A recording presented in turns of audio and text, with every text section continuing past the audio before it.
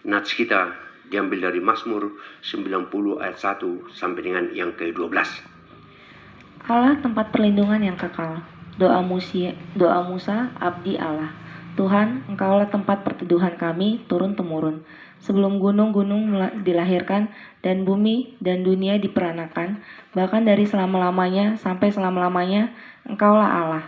Engkau mengembalikan manusia kepada debu dan berkata, "Kembalilah, hai anak-anak manusia, sebab di matamu 1000 tahun sama seperti hari kemarin, apabila berlalu, atau seperti suatu giliran jaga di waktu malam. Engkau menghanyutkan manusia, mereka seperti mimpi, seperti rumput yang bertumbuh, di waktu pagi berkembang dan bertumbuh, di waktu petang lisut dan layu. Sungguh, kami habis lenyap karena murkamu, dan karena kehangatan amarahmu kami terkejut. Engkau menaruh kesalahan kami di hadapanmu, dan dosa kami yang tersembunyi dalam cahaya wajahmu. Sungguh, segala hari kami berlalu karena gemasmu. Kami menghabiskan tahun-tahun kami seperti keluh.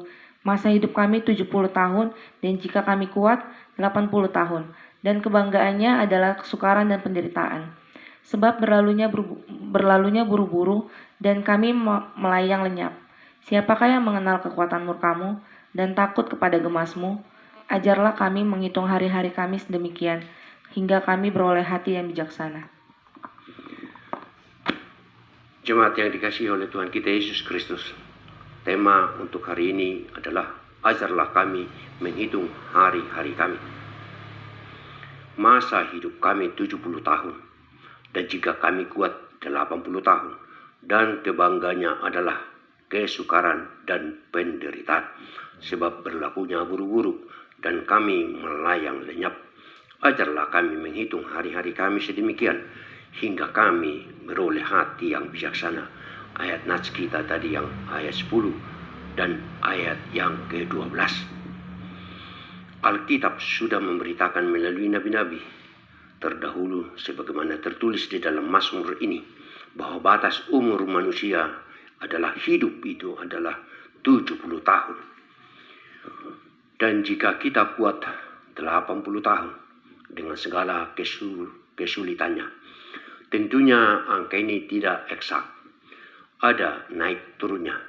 Tapi itulah pedoman manusia percaya agar bisa mengatur hidupnya hari demi hari. Orang Kristen meyakini bahwa umur 70 tahun adalah umur atau usia emas dan pengasihan Tuhan, dan tambahan umur selanjutnya adalah merupakan bonus. Hidup ini rasanya sangat cepat. Masa kanak-kanak masih terbayang dengan jelas. Tiba-tiba kita sudah merasa tua dan sudah berumur tua. Awal tahun 70-an, saya masih berumur 20 tahun. Penduduk Indonesia pada sensus saat itu berada di angka 50 jutaan saja. Saat ini 50 tahun berikutnya, penduduk Indonesia sudah masuk angka 250 juta tahun lebih. 250 juta lebih. Jumlah penduduk bertambah 500% atau 5 kali lipat selama 50 tahun. Mengagumkan angka itu. Berapakah angka manusia Indonesia 50 tahun yang akan datang? Aspek kehidupan juga berubah total. Segala aspek termasuk teknologi dan budaya berubah. Tidak terasa semua telah berubah, dan terkadang kita tidak menyadarinya juga. Engkau menghanyutkan manusia, mereka seperti mimpi, seperti rumput yang bertumbuh, yang di waktu pagi berkembang dan bertumbuh, di waktu petang lisut dan layu. Tertulis tadi di Mazmur 90 ayat 5 dan ayatnya yang ke-6. Situasi kehidupan dan untuk mengejar tingkat kemakmuran memaksa manusia itu bekerja keras siang dan malam. Pola pikir manusia tahun 70-an akan terlindas dengan kecepatan dan proses persaingan masa kini di tahun 2020-an ini. Padahal di awal nats kita sudah diingatkan hidup manusia itu sangat singkat. Kita bekerja siang dan malam dengan waktu istirahat yang sangat singkat. Orang-orang berlomba dengan waktu, seolah-olah hari esok itu sudah tidak akan ada lagi, seolah-olah tidak lagi muncul hari esok. Firman Tuhan mengingatkan, sebagaimana tertulis di dalam Psalm 144 ayatnya yang 4 mengatakan, manusia sama seperti angin, hari-harinya seperti bayang-bayang yang lewat.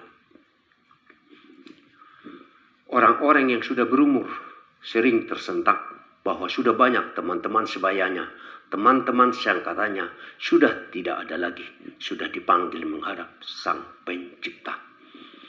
Hari-hariku berlalu lebih cepat daripada seorang pelari, lenyap tanpa melihat bahagia, meluncur lewat laksana dari perahu dari pandan, seperti Raja Wali yang menyambar mangsanya. Tertulis di dalam Ayub 9 ayat 25 dan 26. Jemaat yang dikasihi oleh Tuhan kita Yesus Kristus, setiap orang percaya harus berjuang memiliki kehidupan yang memenuhi standar Tuhan, yaitu hidup tidak bercela. Karena selama kita masih hidup dalam dosa, noda dan celak, dan terus berkutat dalam perbuatan gelap, maka iblis akan terus mendakwa kita siang dan malam dan menjadikan kita sebagai mainannya. Adapun hidup tidak bercela adalah hidup yang berpegang kepada peringatan Tuhan. Bukan berarti kita tidak pernah gagal atau jatuh, akan tetapi tetaplah kita berproses. Kalaupun kita gagal, kita bisa cepat bangkit dari kegagalan tersebut menjadi guru dan perjalanan yang berharga untuk masa mendatang. Jadi semakin kita berpegang kepada peringatan-peringatan Tuhan, semakin kita memiliki pengenalan yang benar tentang Tuhan dan kehendaknya. Dan kita akan sadar kepada janji-janji Tuhan bagi orang-orang percaya kepadanya. Firman Tuhan mengatakan, Tuhan itu penopang bagi semua orang yang jatuh dan penegak bagi semua orang yang tertunduk. Psalm 145 ayatnya yang ke-14. Penyerahan diri kepada Tuhan adalah jawaban tentang persoalan hidup. Kerjakanlah semampumu, nanti sisanya serahkanlah kepada Tuhan. Dia akan menyelesaikannya buat kita. Yang terpenting, janganlah kita menuntut hasilnya kepada Tuhan. Karena itu artinya berserah, bukan berserah, tetapi menyuruh Tuhan. Karena Tuhan tidak bisa kita suruh-suruh. Tuhan pasti mendengar dua orang yang berserah dengan tulus kepadanya. Namun kita juga harus mengetahui mana batas-batasnya. Jangan juga kita hanya bekerja sedikit dengan harapan Tuhan yang akan menyelesaikan sisanya. Karena Tuhan juga menghendaki manusia harus bekerja untuk menutupi dan memenuhi kehidupannya. Kita juga harus kerja keras, tetapi bukan kerja sekeras-kerasnya. Mari kita yakini firman Tuhan yang mengatakan, umur panjang ada di tangan kanannya, di tangan kirinya kekayaan dan kehormatan. Ia menjadi pohon kehidupan bagi orang yang memegangnya. Siapa yang berpegang kepadanya akan disebut berbahagia. Amsal 3 ayatnya yang ke-16 dan 18. Jadi semakin kita berpegang kepada peringatan-peringatan Tuhan, semakin kita memiliki pengenalan yang benar tentang Tuhan dan kehendaknya. Semakin kita disadarkan akan janji-janjinya yang besar bagi orang-orang yang hidup dengan penyerahan diri kepadanya, dan kita hidup tidak bercela. Jemaat Tuhan yang dikasihi oleh Tuhan kita Yesus Kristus, Anak Allah yang hidup. Dalam kehidupan ini, Seringkali kita membanding-bandingkan diri kita dengan orang lain. Ada orang kaya, ada juga orang yang sangat kaya. Ada juga orang miskin di sana dan juga orang-orang yang sangat miskin membaur di sana. Hidup ini adalah proses dan kita juga harus berproses. Ibarat menaiki anak tangga. Pada anak tangga pertama, kita hanya melihat dan mengetahui terbatas sekali. Ibarat memandang laut, kita hanya melihat air tanpa melihat tepinya. Ibarat kita memandang hutan, maka kita hanya melihat pohon-pohon yang rindang saja. Namun, jika kita terus naik ke atas tangga berikutnya, barulah kita bisa melihat dan mengetahui ragam-ragam kehidupan di bawah sana. Pandanglah dari atas. Namun, waspadalah orang-orang yang ingin melompat cepat ke atas atau ingin melompat anak tangga 3 atau 4 tangga sekaligus naik ke atas dengan jiwa keserakahan.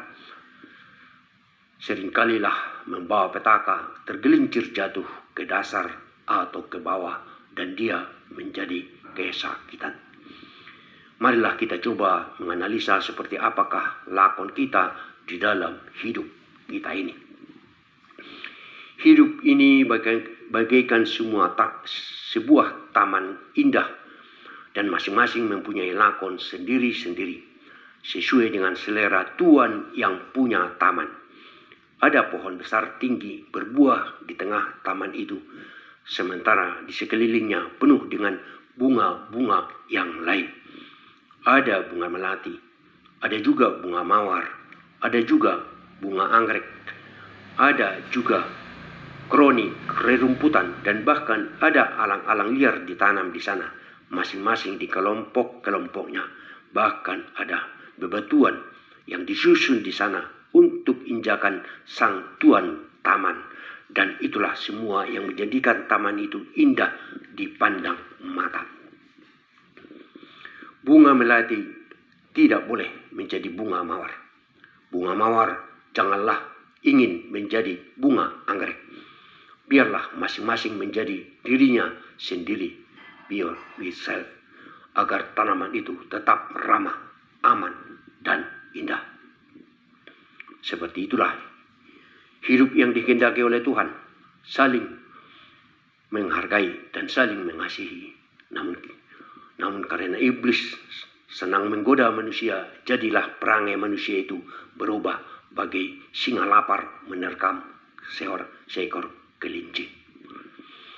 Di dalam taman Tuhan tadi juga terjadi seperti itu. Di sudut taman ada satu pohon belimbing rindang dan berbuah.